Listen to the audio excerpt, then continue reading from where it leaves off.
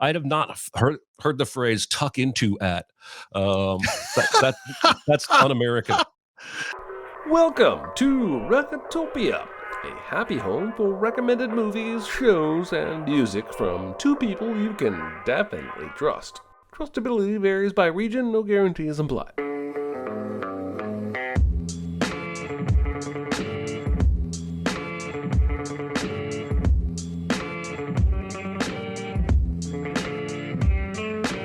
Now, here are your hosts, Chris Atkinson and Jeremy Scott. 我要挑戰10個，你做咗咩？冇制啊！我要打10個。Hello, everybody. Hey! This is Recotopia episode 40. Wow. My name is Chris Atkinson. And I'm Jeremy Scott. Yes. Today's big recommend is going to be Eep Man from 2008. Can't wait to get into that. Mm-hmm. And chat is going, although admittedly seems kind of sparse today. I don't know if it's a Thanksgiving thing or what, but just wait till maybe next week. Maybe they just hate us. I think it's probably just a sleepy day. Could be. But maybe it's just slow to trickle in anyway. But glad for those of you who are still here or who are here to join us today on a Tuesday, talking movies and commenting, and now it's really starting to explode. I think it was they just needed to hear our voices, Jeremy. Yep. Do you have any small recommends? It's no big deal. Itty bitty living space. It's so small and light. It's small, it's tiny, it's petite, it's wee. I do. I've got a couple I'm excited about. There's a new show on HBO Max. It's a cooking reality show called The Big Brunch. And there are 3 episodes out currently. And the new ones will come out every Thursday. I think there are 10 episodes because there are 10 contestants. This is created by and hosted by Dan Levy, one of the creators and stars of Schitt's Creek, son of Eugene Levy. And this is more in the vein of the Great British Bake Off or MasterChef Kids, in that it's a very supportive environment. The contestants are all supporting each other. They help carry each other's dishes to the judges. They hug each other frequently. The judges can be direct. This lacks enough flavor, but they're super supportive. And they're always giving feedback that's constructive. Like, you need to do more of this next time. And so the show is broken down into 2 segments, an appetizer brunch thing and a main brunch thing. And each episode has a theme. So, like, I think the most recent episode 3, is like the hangover brunch. And one of them's like the diner brunch. And the first one was the U brunch. So the first challenge, the appetizer, what first lit your fuse as a food person, make us something like that. And then the second challenge was, where are you going in the future? Because the extra cool thing about this show is they handpicked every contestant, and they all have these like super noble endeavors. Like, one guy got caught up with some crime when he was a teenager, did a little bit of time, and then decided to become a chef, and then opened a school for kids that are in the juvenile system where he teaches them how to cook. Another person wants to do like a vegan cookbook and show that vegan food can actually be tasty. Many of them have nonprofits with various goals.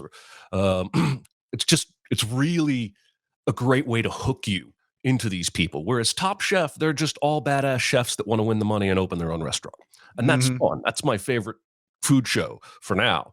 But I feel like knowing each person's story and what they're trying to achieve in their culinary journey endears them more to me and to each other. And I think that's why it's such a supportive environment.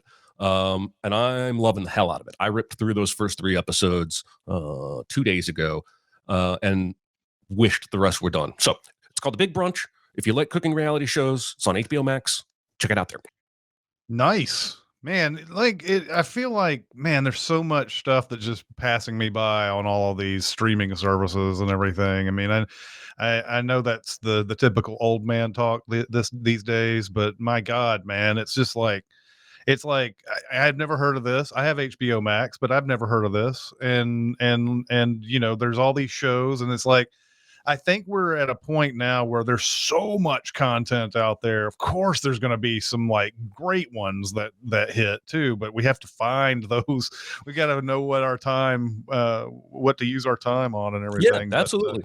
So that's what I don't feel like I don't have that fear of missing out type of thing. The FOMO, as the kids say. Right, because there's so much you're missing out on. You will never catch up to all of it. You'll never catch up. Has to make choices. Yeah. You just have to make peace with it. I went to the theaters last week, and I saw the Banshees of Inisherin, and I walked into this movie not knowing a thing about it. I'd heard the title before, but I did not. I knew that it was the new Martin McDonagh movie, and I've liked almost everything he's done previously. Look at his filmography. We don't talk about this dude enough, probably. Previous movie he made with Brendan Gleeson and Colin Farrell called In Bruges, which is really good. And this is their sort of their re-team up, and this is an unusual movie, and it's not because it's weird or quirky or anything like that, but it starts off with Colin Farrell going to his buddy Brendan Gleeson's house. Brendan Gleeson they live on this island off of Ireland, and which I guess is called Inisherin. He's way off in the middle of the country, and I think this is like early 20th century or whatever. There's a civil war going on. There's all sorts of stuff happening. Sorry, I don't know the whole history there, but he goes by his buddy's house, and he's like, it's basically like, this is what we do all the time. Basically, he's like, hey, he raps on the door. Hey, I'm going to meet you at the bar later at 2:00. And he doesn't answer. Brendan Gleeson doesn't answer. And he's like, well, what's going on? And Brendan Gleeson just doesn't answer him no matter what he asks. He's like, well, I'll go to the bar and I'll get you a pint and you can join me later or whatever. And he comes back to his wife, played by Carrie Condon, who you may recognize from Better Call Saul.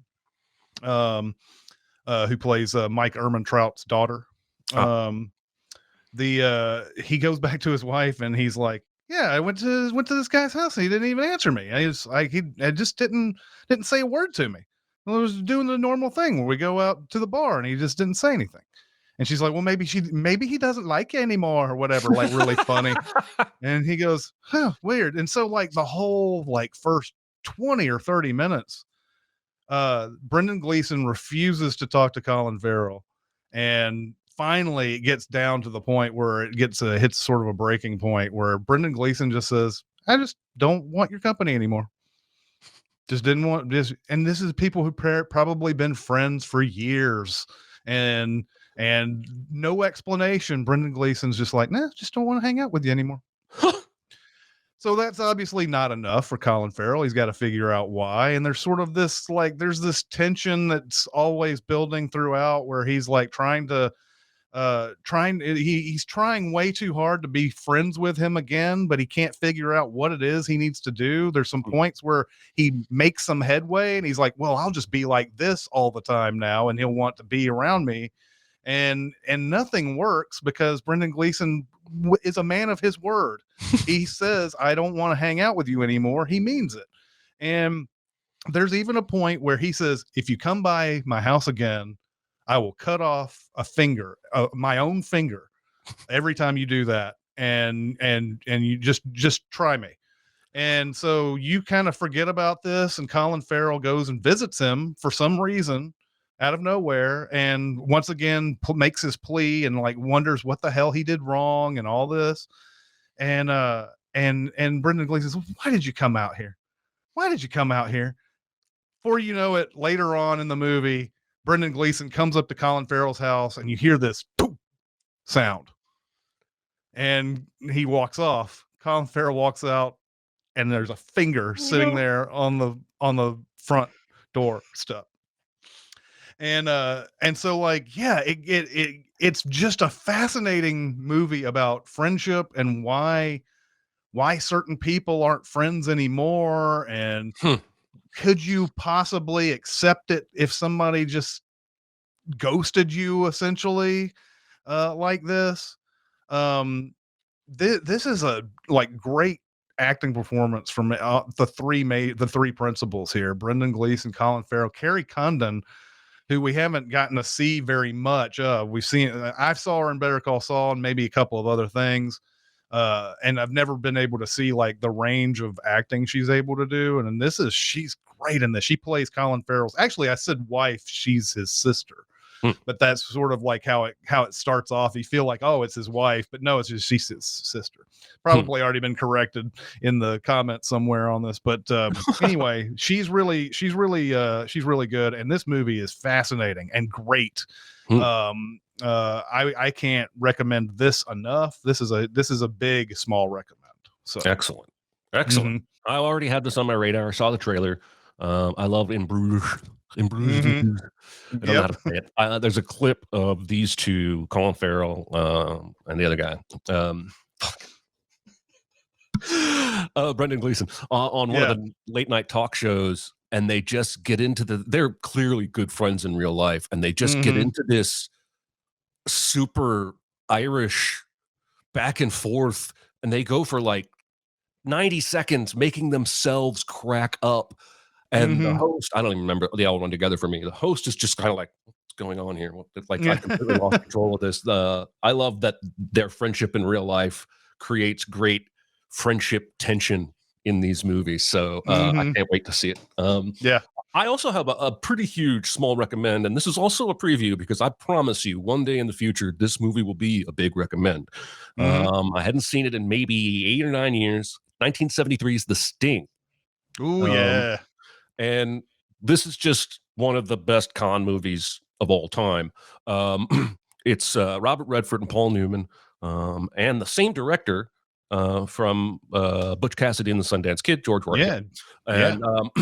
Robert Redford plays this kind of low, mid-level con guy, and basically he and his partners get caught, but his face is not known, and one of his partners is killed. And they basically were ripping off this big-time notorious gangster. So he takes off and goes to Chicago to try and run. And the gangster hears that guy's gone to Chicago, so he goes to Chicago. Robert Redford has heard of Paul Newman, his character, because of the partner that died, had worked with him in the past. So he looks him up, and they decide to con the big gangster that's coming to town.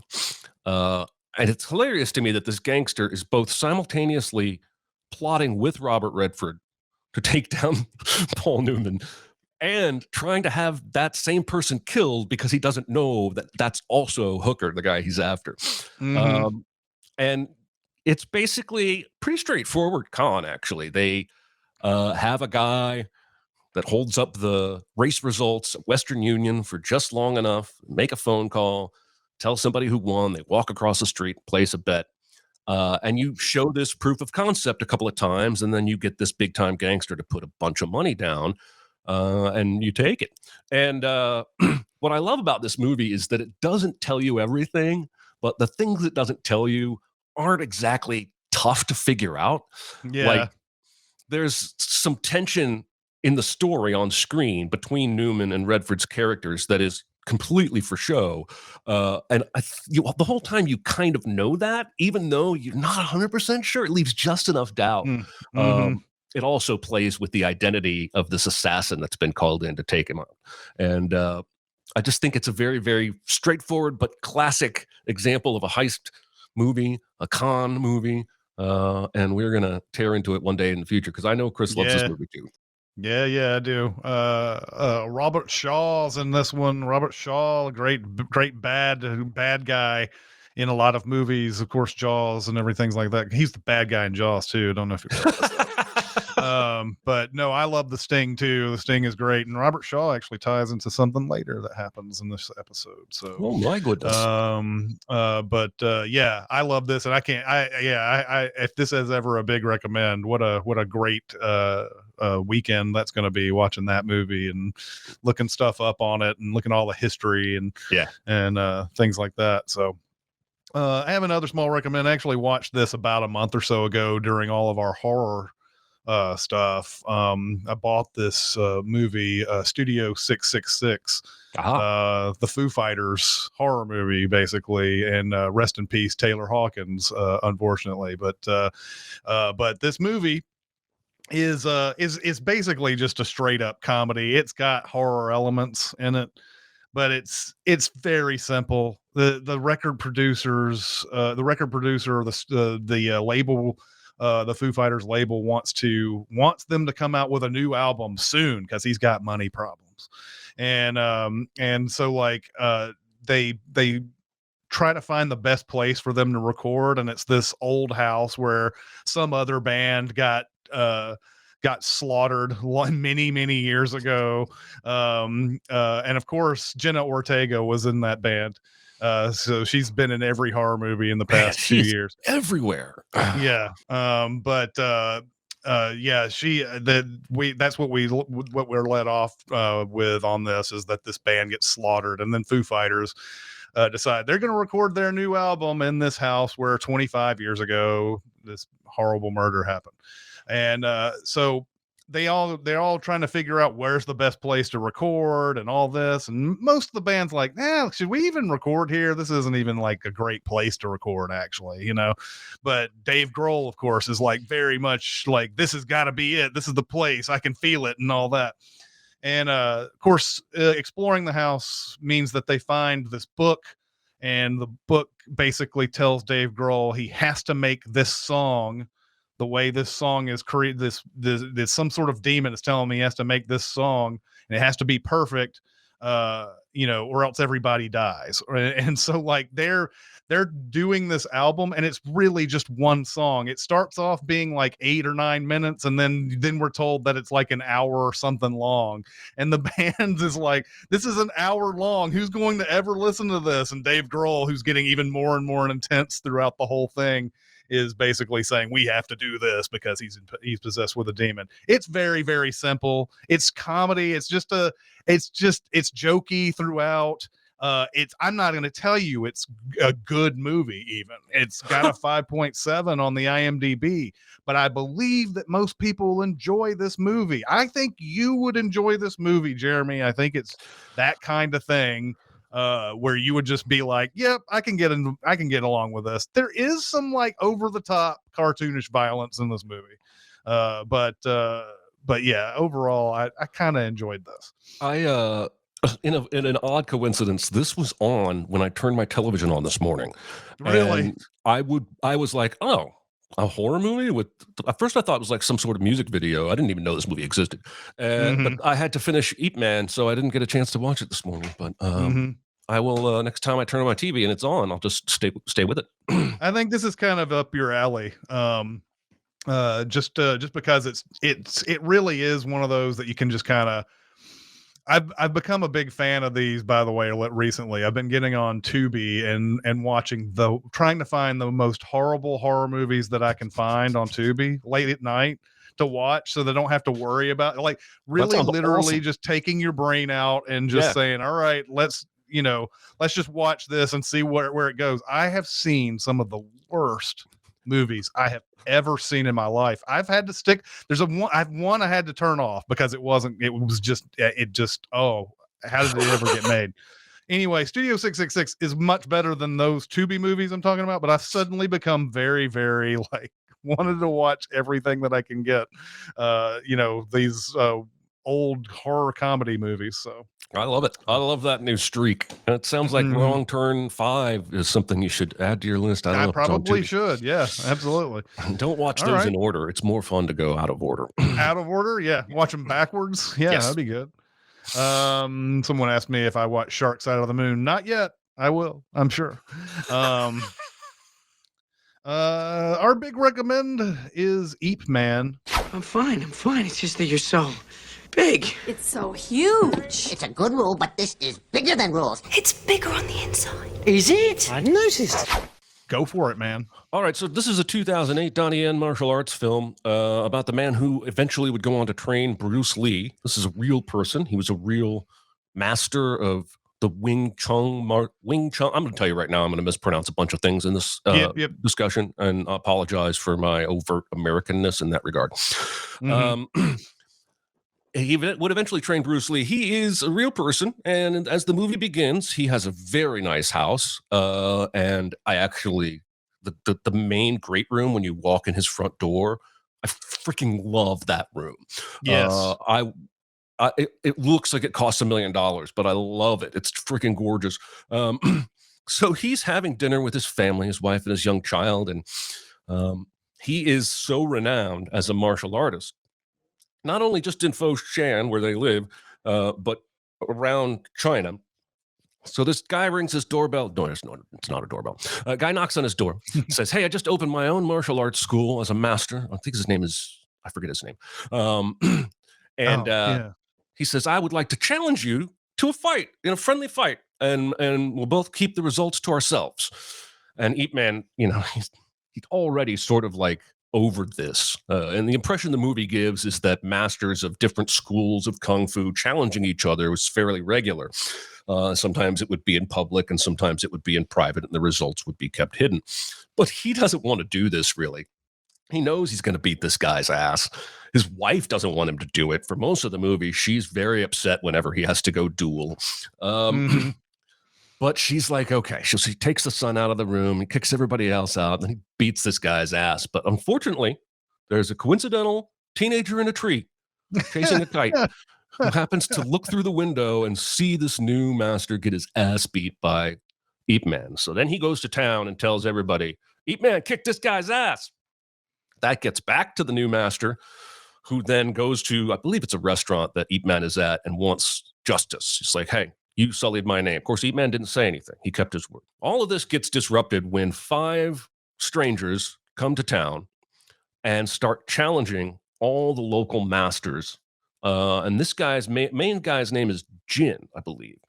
And he's great. I love his character. Yeah. He's just a straight up bully asshole with insecurity, but he's awesome at Kung Fu. So he actually just consecutively just starts beating all of the masters' asses in town. And then he is told by an old man, "You haven't done shit till you beat the best." And he's like, "Well, who's the best?" And the guy's like, "Ip Man," which is kind of a dick move, if you ask me, because Ip Man, I would think the whole town knows he doesn't really like this kind of stuff. But this is probably my second favorite fight in the movie, when Jin comes to challenge Ip Man in Ip Man's front room that I love, with all the vases and pretty things. Reluctantly, Ip Man accepts, and the 4 other cronies are just left to watch, and he beats this guy's ass. Guy pulls out a sword, Ip Man pulls out a feather duster, and still beats his ass. It's a very elegant, defensive. Ip Man is not aggressive in his Kung Fu style. And he still beats this guy's ass. And then we get kind of a weird shift that at first seems out of place. It's almost like a cutscene. Ip Man lost his house when the Japanese soldiers came to China and started to rule. And so it jumps forward in time. But I actually think ultimately that's important to frame why he does what he does the rest of the film. So he's in poverty now with his wife and child, and he decides, "I'm strong enough, I can go work." I'm not sure why he took a while to realize that, but he does, and he goes to work in what I think is some kind of a coal mine, shoveling coal thing. And there are Japanese soldiers that show up along with this like Tratorius interpreter guy from Foshan. He was the cop, right? He played the cop earlier. Yes. Yeah. And so they're basically like, "Hey, the general wants to see some of your good Chinese Kung Fu. For every man you beat, you'll get a bag of rice." We see a few of these fights in this, I guess it's a dojo. And these guys are pretty good, the Japanese Kung Fu guys that came with the general. But one of the Chinese guys beats them, and then he's killed. And that's pretty unfair, like sportsmanship-wise. So when Ip Man hears about this, he's incensed. He's done. He's just, I mean, I can't imagine living under, a foreign army's rule in abject poverty where he's drinking rice water for his meal. Yeah. But he snaps and he goes in and tells the general, I want to fight 10 men, every single man you've got. And depending on the translation you watched, he repeats himself, but the second time he says, I want to beat 10 men instead of fight 10 men. Right. And this is a brutal fight. He is hurting these men intentionally and badly. And I cackle through this entire fight. But the biggest laugh is that last dude who's in Ip Man's face and takes 40 lightning punches to the chest and ends up on his back, knocked out cold. The phantom punch thing is just, it happens in that fight with Jin in Ip Man's house, and it happens again in this fight where he just throws so many punches so fast that it feels inhuman. And it just, I think my gut reaction to really good kung fu is always going to be laughter. I'm not entirely sure why. So he doesn't take 10 bags of rice. He takes the one bloody bag of rice from the guy they killed, making a statement, and off he goes. Well, the general gets tired of waiting for Ip Man to come back and fight again. He really liked Ip Man's kung fu. Yeah. And it kind of gets do this or else-ish at this point. He tells the Benedict Arnold interpreter guy, go find him. And that guy's like, I don't know where he is. He gets his ass beat. Still goes and finds him. Followed up by Japanese soldiers who were following him, and Ip Man beats those guys' ass. So they have to leave now. They have to flee because now they've just beaten up the general's men. There's also this whole subplot where a friend of Ip Man has opened a cotton mill. And even after the Japanese takeover, it's one of the few businesses that's still alive. And maybe the only true comedic bit of this movie is the Three Amigos section where he somehow, in what feels like a week, teaches kung fu to every person who works at the cotton mill. And so when Jin and the bullies come to collect their fee, they're just basically doing, regular old organized crime stuff, taxing the local businesses for protection. They fight back and surprisingly beat some ass until it pisses Jin and his 4 buddies off. Actually, at this point, he's got like 12 or 20 buddies, including Tree Kite guy from the beginning. Yeah, Tree Kite guy. And there's a great moment where a fist comes out of nowhere and blasts a dude's face, and then you cut back and it's Ip Man has shown up at the cotton mill. And it's essentially 1 versus 20. The IMDb says, and I'm not sure I buy this, but it says that Ip Man is only struck twice in the entire film, both times in the final fight with the general.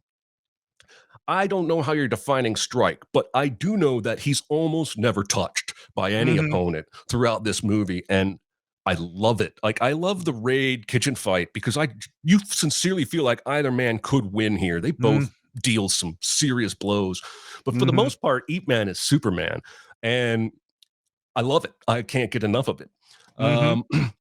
So after that big old ass beating, the general now knows Ip Man is tied to the cotton mill. Basically sets up this thing where Ip Man and him are going to fight eventually. Ip Man challenges him to a fight in the public.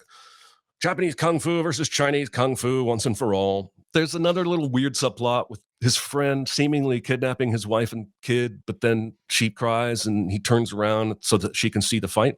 Yeah. I don't know why he tied her up, except that maybe she was trying to jump out of the car. I think that's it. Her. Yeah. I think that's it. So it sets up a fight with the general. I bet you can't guess who won.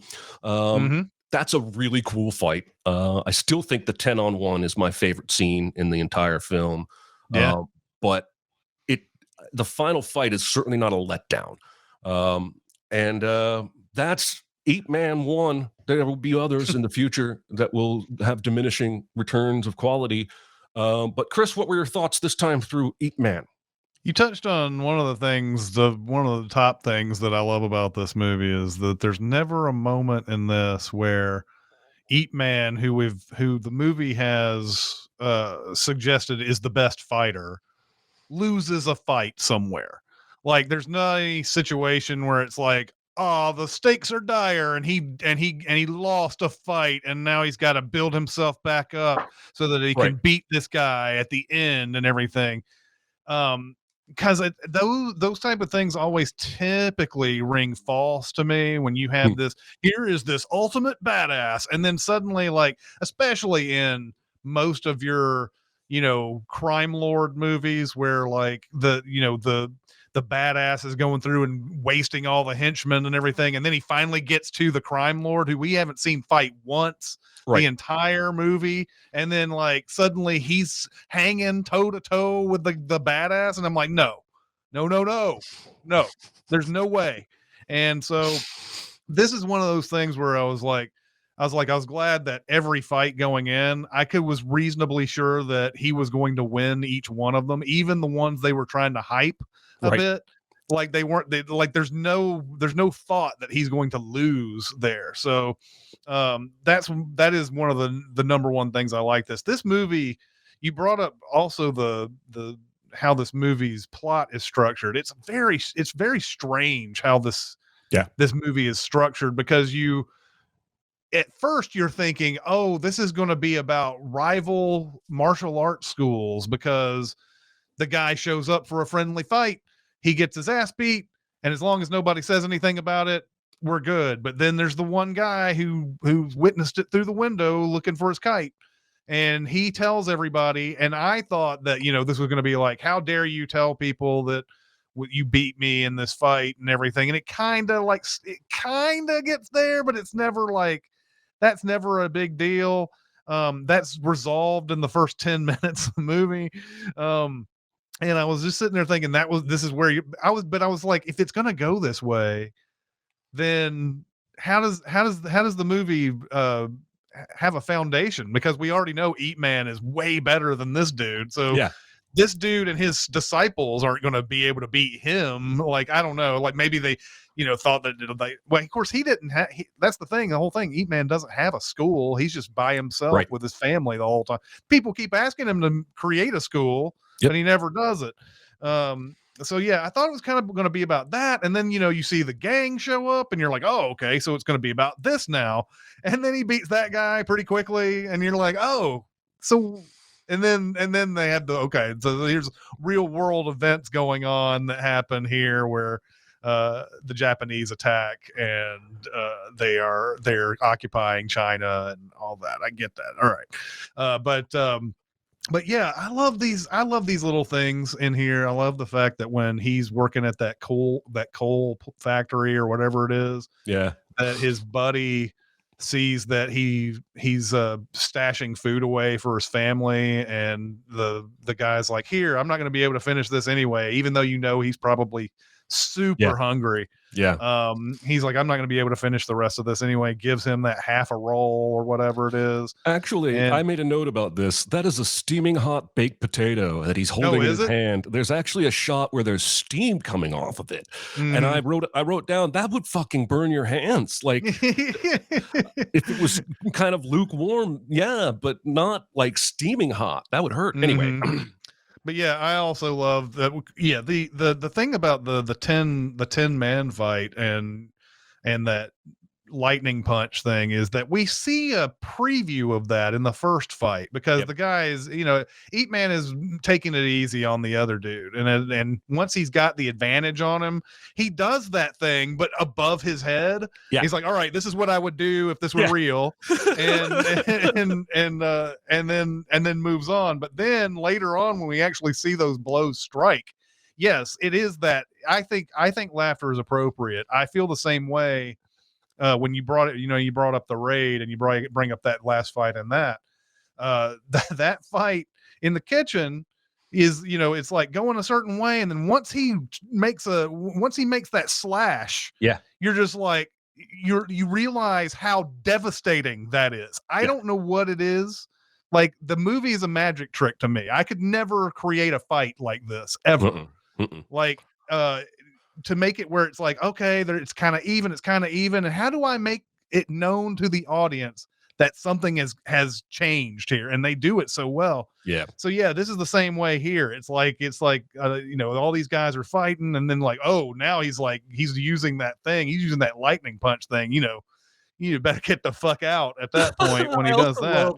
Whenever he rolls up his sleeves, you better look the fuck out, because he's done fucking around. I made a note here about the 1 versus 10 and about how much his brutality is earned. And then I wrote, I invite you to watch this scene 3 times. Once for the awesome choreography, once for Eeps finally being brutal, and once for paying attention to how much he hates doing it. Because there's so much going on. It could just be an awesome fight scene, and it would probably still be the best scene in the movie, but him finally being brutal, but the look on his face is like, I know I can do this. I'm doing this for a morally good reason, but I don't like doing this. And it's just got layers. Whereas like my entryway into this kind of movie was Iron Monkey, which is all silly. And even when the fights are brutal, it's cartoon brutality. And in this movie, you can feel some of these punches and kicks. Yeah, I freaking love it. I love the little kid on the bike in the opening, that second fight where he's fighting Jin, and then a little kid comes in on the tricycle, and they both just stop and watch as the kid comes through them and says, Mom says don't break anything. And then the kid goes, it felt like an Edward, it felt like a, not Edward, it felt like a Edgar Wright moment almost, like a little comedic drop, pause in the middle of that whole fight thing. There's just so many little beats and moments that I really like. I don't know if we've seen Martial Arts Film Freak in our comments before, but he came here for this one for obvious reasons, and he's been writing some comments here. And one of them is, there's a great YouTube video comparing all Eat Man movies to different Superman stories. Yeah, it very much is like that. This guy is perfect. He can't get beat. He's and barely ever barely ever even gets hit. That's how good he is. And I would like to see that video. He also says Donnie Yen trained with Ip Man's son for several months before he had never trained in Wing Chun specifically. Yeah, and he's stealing my thunder because that was one of my notes that Donnie Yen is proficient in this style and learned it from Ip Man's own son. And Ip Man would go on in real life to open a school in that very cotton mill. And teach. I saw a stat that said there are over. No, it's at the end of the movie. It says there's over 2 million people who are in his school's lineage. Hey, Chris, I'm the guy that mailed you all those kung fu movies. I had a feeling that it was him. Yes, I had a feeling. I didn't want to say out loud since he's not using his real name. So. Yes, thank you for the Kung Fu movies. I have watched a couple of them, but I have not been able to get through the whole stack yet. That's awesome. Probably will at some point. I am curious, and maybe he'll know the answer, but I was curious about the scene where the general goes to Eep in jail, and there's no translator, but the general has needed that Benedict Arnold translator or appeared to. Yeah. So is this movie saying he always knew, and I'm ignorant. I think they're speaking both Mandarin and Cantonese at points during this movie. I think they are. But did he know one or both of those languages all along and was pretending to need the translator? Because when he speaks to Ip Man, I wasn't expecting a response. But then Ip Man replies and totally understood what was said to him. And I was like, what's going on here? Yeah, I got the sense that it was that scene was, I know what you're saying, and I know, and you know what I'm saying, and without even being able to translate, because I know that you want to beat my ass. I know that you want to show that Japanese kung fu is better.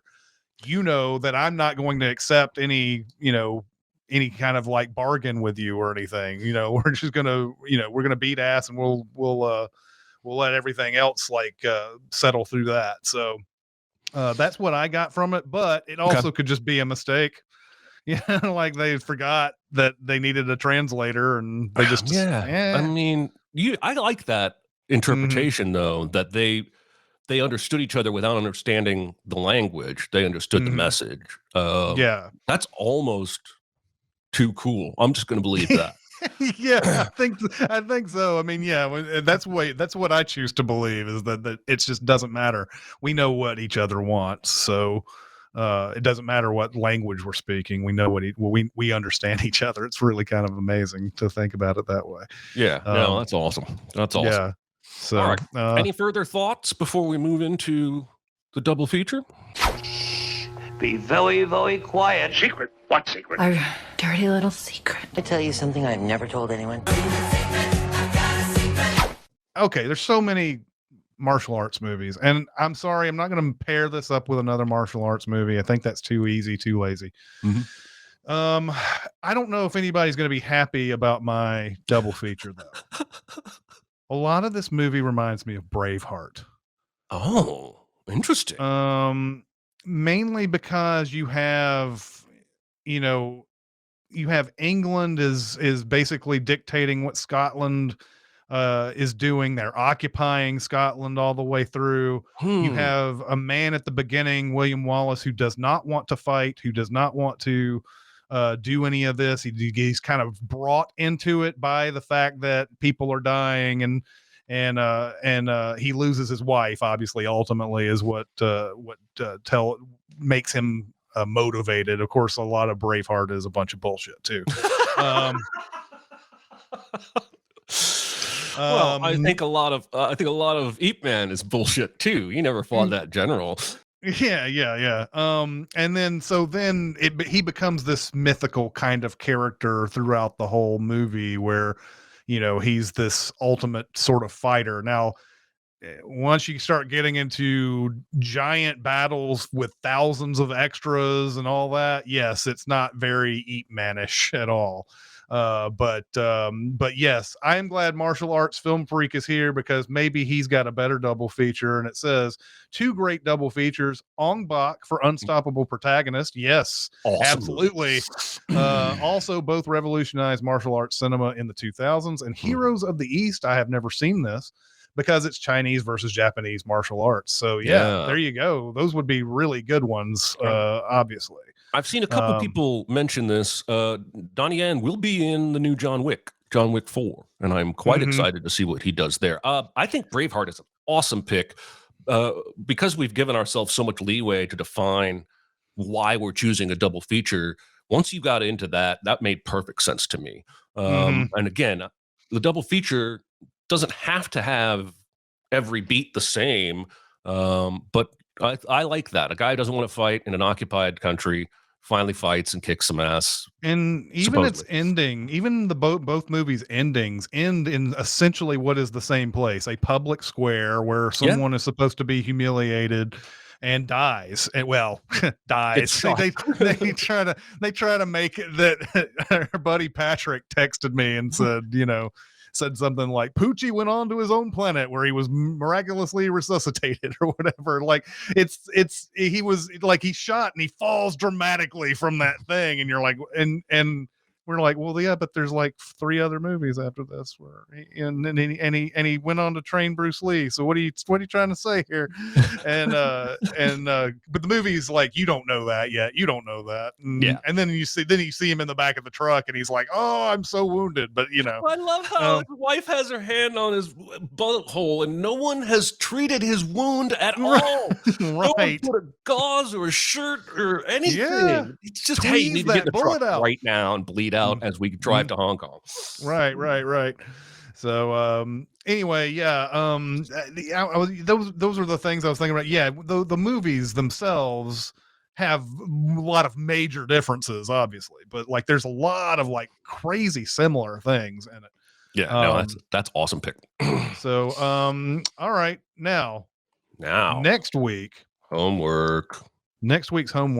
Now, I hope that you guys can find this movie. I looked up on Real Good, and it looks like you can find it on Showtime, and you can find it. I think you can rent it. So it's not one of these where you can find it on every streaming service, unfortunately. And man, there's so many movies I think of that are just great. Yeah. And like the streaming is not big on it. And I'm sorry about that, guys, but find the 1974, The Taking of Pelham 1, 2, 3. The 1974 version has Walter Matthau, has Robert Shaw, tying into the Sting earlier. But Walter Matthau plays a guy who works for the New York subway, and on a day where he's just showing people around, some Robert Shaw and his gang decide to like hijack a train, and they want money or they start killing hostages. And this is just gritty 1974 New York, but it's got a lot of humor in it too. a lot of humor, like you would never expect this gritty 1974 New York movie to have, but it does. So find the 1974 version. The Denzel Washington version was pretty good. The John Travolta Denzel Washington one, pretty It's good Tony movie. Scott, right? Yeah, Tony Scott. Yeah. Not bad. But this is not the one that I'm asking you to watch. It's the 1974 version. Walter Matthau and Robert Shaw. That is next week. So yeah, I can't wait to talk about this. I don't know if you've ever seen this one. I haven't. In another weird coincidence, it came on yesterday, and I was like, I know I want to see this eventually, but I moved on to something else. My Google says it's also on Paramount Plus. So, and if you have a premium subscription, which basically means you've added Showtime to your Hulu or Roku or Amazon, then you can watch it in those places as well. I'm looking forward to this. I like the diversity. And Jonathan, who's working behind the scenes today, says he says that The Taking of Pelham 1974 is my top 5 of all time. So wow, it is 100 on Rotten Tomatoes with 43 it is a reviews. Great movie. I don't think it gets talked about enough. From all those movies in the 70s where things were getting grittier and like more, because they didn't have to worry about the Hays Code anymore and all that. Like, you get your usual like, Taxi Driver and the Nashville and blah blah blah. It's like those are the movies that you hear about most of the time. And Godfather and Taking a Pelham has gotten, I think it's gotten a lot of like love over the years. It's not like nobody ever talks about this movie or anything, but it does seem like it doesn't get enough love. So we're gonna talk about that one next week. So. Excellent homework. Looking forward to that. And we got some time for some questions. How about we dive into that? Yeah, let's do some questions. Question. I got something to say. I want the truth. I am listening. What is the worst food you've seen someone tuck into at the cinema? That feels like it's written by a British person. It even says this question brought to you by my horrified friend who just witnessed someone pull out a portion of fish and chips out of their bag and stunk up the whole screening with grease and vinegar smells. I'd have not heard the phrase "tuck into" at. That's un-American. That's what they're doing, though. They're tucking in the stuff. I guess. Smuggling. They're smuggling the stuff in. Over the years as an usher, I stumbled on a lot of things. I don't think I had anything that was just downright like, weird. They have a steak dinner and salad in here. I've never seen anything like that. But like I think I've seen Chinese food before, people bringing in Chinese food. But most of the stuff that you see that's like unusual is usually not food. Like I remember being shocked, I say, when I went to go into Mrs. Doubtfire. It was a sold out Mrs. Doubtfire that just emptied out, and I had to go clean it. And there was like 8 beer bottles on the front row, just all lined up on the floor. And I was like, you guys are sitting in the front row drinking beer, watching Mrs. Doubtfire. That's really interesting to me. But this just allows me to tell the grossest stuff that I've ever run across was when we had the movie 8 Seconds, the Luke Perry rodeo bull riding movie. When it came to my small town theater in Franklin, Tennessee, it drew quite the crowd. I mean, this movie did not do like amazing nationally, but at my theater it sold out all the time. 8 Seconds. And I had to go in and clean those theaters afterwards. And you can only imagine how much tobacco spit that I ran into going through there. I was those times I had to cut back the gag reflex a little bit. That is one of the worst smells on the planet. It is. Mm-hmm. Yeah. Oh man. We did have, when I was not a GM for a super long time, but maybe a couple years, but we did have one rowdy audience where somebody in the back threw a beer bottle from the back up to the front. Oh God. And this is the only time I ever did this. I shut the movie off. and went into the auditorium and did my whole self-righteous Mr. Smith goes to Washington speech. And I said, I will not start this movie again until you guys tell me who did that. And like 5 people in the back corner just turned and pointed at the guy. Yeah. And I escorted him out. And but my actual answer to this, that just was I was reminded by that when you said beer bottles. Oh yeah. Shelled peanuts where they just throw the shells on the floor like the steakhouse. Yeah. And then the weirdest one was 2 empty cans of Campbell's soup. Okay. And yeah. I assume they ate it cold because there's not really a good way to heat that up in the container because it's metal. No. And my wife will occasionally eat a chicken noodle soup cold out of the can, which disgusts me. But that's probably the weirdest one that I've seen. In the comments, we got anything? Yeah, I got a few here.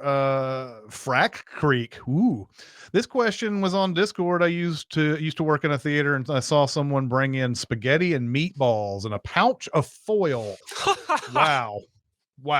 I'm just asking to stain your clothes when you do that. Yeah. Objective Sid says, went to Ghostbusters as a kid with my late aunt, and since it was around dinner time, she brought in and made sure we ate chicken parmesan. Wow. Good God, man. That's freaking crazy. That's absurd. Oh man. And JC asked me, Chris, how did you pronounce foil? I said foil. Is that wrong? No, foil. I don't know. Now the word has lost all meaning. It has lost. Let's move on. What is the farthest into a film you were loving that a film did something to make you hate it? Fairly recently, Dr. Sleep was this kind of movie for me. I loved probably 3/4 of this movie. I thought it was like just atmospheric, beautiful. Rebecca Ferguson's performance. I loved everything about this movie. And then they were like, let's tie this shit back into The Shining and like have everybody have those Shining feels. And then go back to the hotel overlook and have to recreate all that Shining stuff. And I'm like, man, guys, you had me. I had this whole movie. I was like, man, I love everything about this. It's so different. It's kind of tied in The Shining, but it's not totally The Shining. And now you've made it The Shining 2, and I don't like it anymore. I don't like this movie anymore. I hate when that happens. I mean, Passengers famously did this to me. I think Signs, well, the ending of Signs undoes all the goodwill that built up in the first 2/3 for me.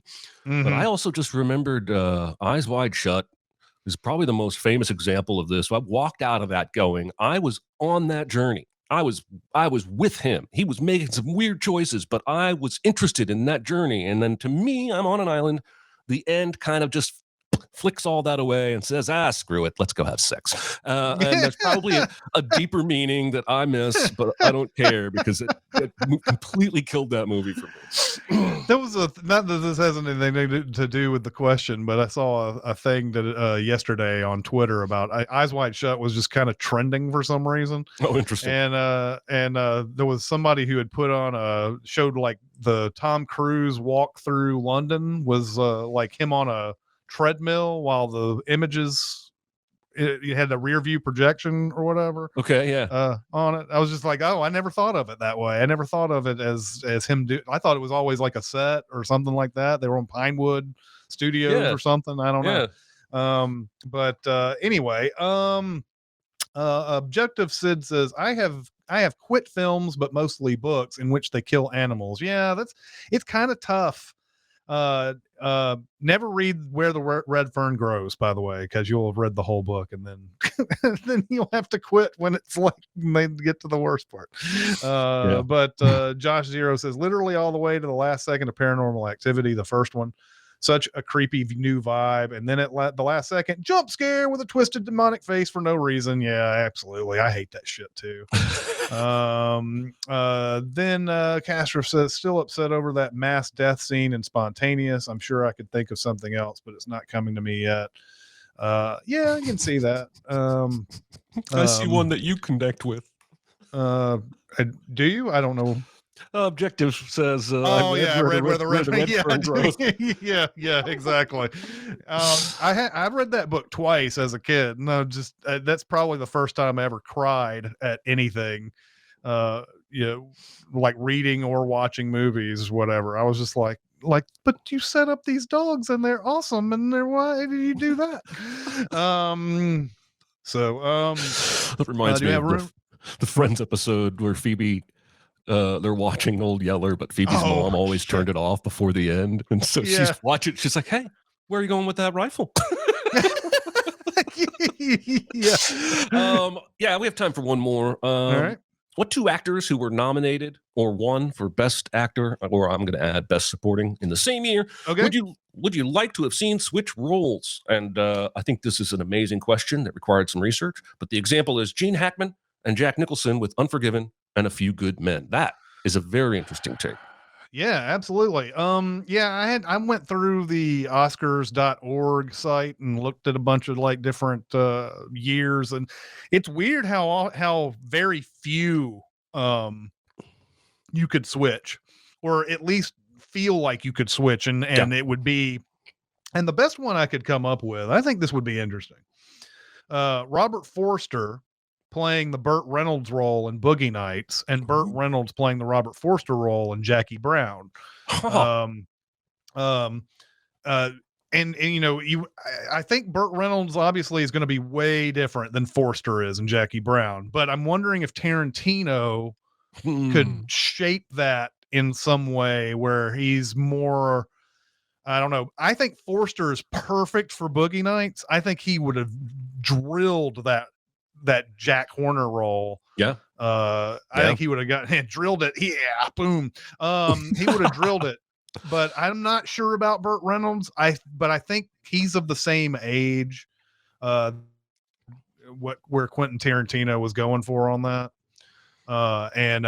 And I think he would have been able to nail it. I think if Tarantino just said, "Look, you know, this is," I think he would have been able to shape that performance, and Burt Reynolds would have gone along. He probably would have gone along with it. I don't know. I don't know if Burt Reynolds was notoriously difficult or anything like that. I don't know if that was true, but I think that would be a good one.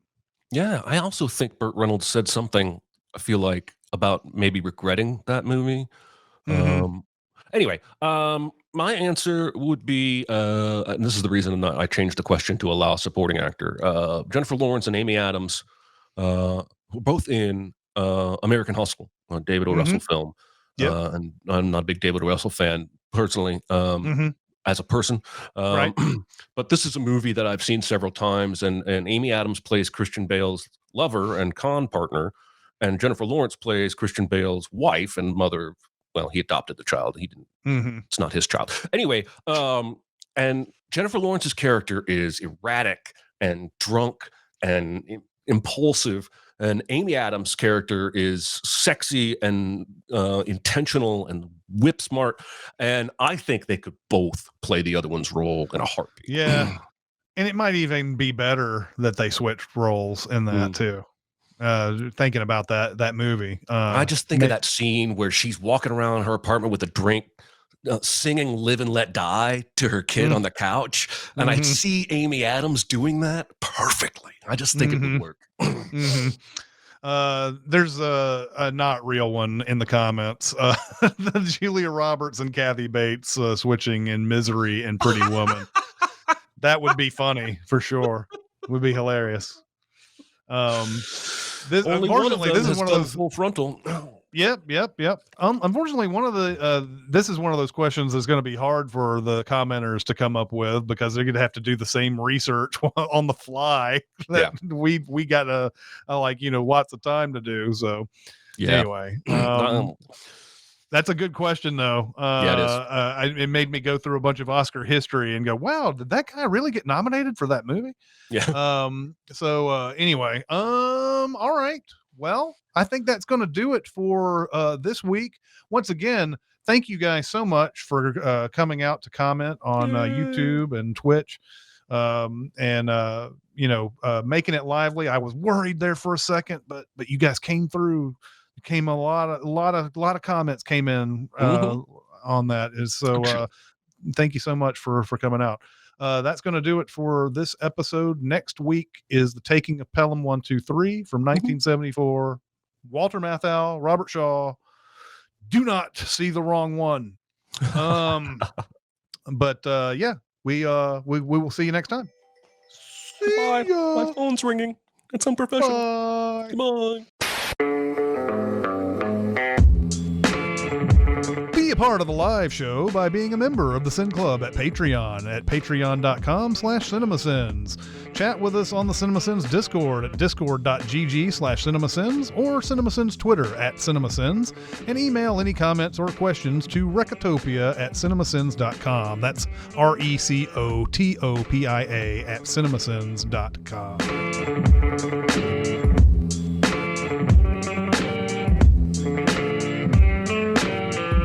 I know the answer now, but what does it say that this morning I couldn't remember if Aquaman 2 had come out yet or not? Oh. Yeah. Like I was scrolling through Twitter, I saw a picture of Aquaman. I was like, yeah, how did that movie do at the box office? That movie hasn't come out yet. Mm-hmm. I thought that movie had already come out. Maybe it's because they pushed it. It's your general apathy towards all these titles. Why do I have more fatigue than the average person? Like, it seems like everybody's loving Black Panther, Wakanda Forever. Mm-hmm. And I loved Black Panther, but I'm like, I'll see it at some point. Mm-hmm. You know, I have no urgency anymore, even if I end up enjoying them. But I still haven't seen Eternals. I have negative urgency about that movie. And I love Chloe Zhao. And the Eternals is not good. I was going on Twitter, and the apologists were all out for this latest versions of all the Marvel movies, you know, lumping in Doctor Strange, Thor, Wakanda Forever, Eternals. And it was like, you know, one was like, what has this phase of Marvel been about? It's been about dealing with grief. And I'm like, okay. It's one of those things where I feel like I felt like this since high school, and maybe I'm just a Philistine or something. I don't know. What do you want to call me? But I do not think that just because some movie has some sort of deeper meaning somewhere means that its presentation and its overall entertainment value is good because of it. Yeah. And, you know, there was another tweet where somebody said something about, like, they hated Thor Love and Thunder because it was too jokey or something or whatever. I don't know what it was. I don't remember what the criticism was. But somebody who apparently has that same idea about, like, these movies being about grief and everything or whatever wrote a reply that said, tell me you don't know anything about Thor Love and Thunder without telling me that, you know, some bullshit like that. And I'm just like, look, just because someone doesn't find the movie great because you found some sort of weird meaning in it or whatever, just because they have that meaning broadcast to you in that movie does not make that movie great.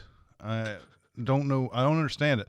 Thor Love and Thunder is objectively terrible. I was surprised. I had not seen it. I had not seen any reviews on it or anything. I managed to completely escape anything about that movie other than the trailers. And then I finally watched it last week without any hype and just said, wow, I love Taika Waititi, and I like that he wants to take this in a jokey direction. He did that with Ragnarok, but he's like pushed it even further in this one. Yeah. And it's like, man, dude, even I would not have gone this far jokey with this. Like, this is, I mean, I still want to see that Lord and Miller solo movie. Yeah.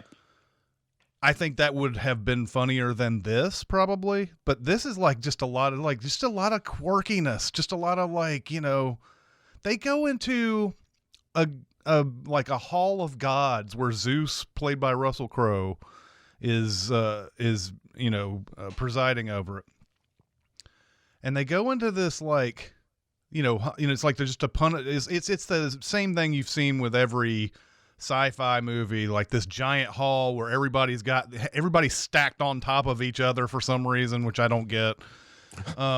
And they walk past this god that's Bao. It's Bao. It's the dumpling. And it's like, oh yeah, there's Bao right there. And it's like, it's that type, it's that type of thing. And we all know that it's the cynical part of us is like, yeah, that's the Disney tie-in marketing bullshit that they put in everything. The other part of me is like, there's a Bao god. I haven't seen this movie yet, due to the previously mentioned lack of enthusiasm. But you're not making it go any higher up my list. I have heard this, by the way. I have not escaped news about this movie, and I've heard that what's extra weird is all the joking doesn't work with what Christian Bale is trying to do. No. And like he's doing a really serious. I hear he's good in it, but he's doing a fairly serious take, and then the rest of the movie is just dropping joke bombs all around. That's exactly. I mean, yes, the movie is about grief, and it may be even dealing with grief, but it's not dealing with it in a way that's like conducive to healing, I don't think. Yeah, that's like saying, well, no, I'm going to stick my foot in my mouth if I try and make a comparison here. Yeah, probably. Yeah, I mean, I feel like the MCU peaked between the first Avengers movie and Avengers Endgame. That was really when I enjoyed most of those movies. And most everything since Endgame, it's just I'm having a hard time caring. Even the Ten Rings, which there are things about it that I think are really good. It doesn't. I didn't connect to it as much as I hoped to, and that's still the class of the new ones, I think. Yeah, well, that's what a lot of people think.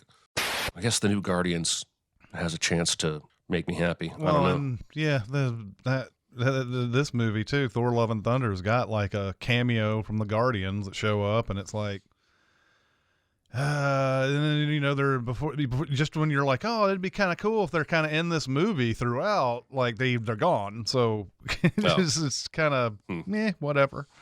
All right. Well, what is the next one then? Is it Guardians 3? I don't know. Oh, look it up. MCU. Ant-Man. Oh, yeah, that's right. Ant-Man 3. Ant-Man, and I bet that's going to be about dealing with grief. And, it probably is about dealing with grief, yeah.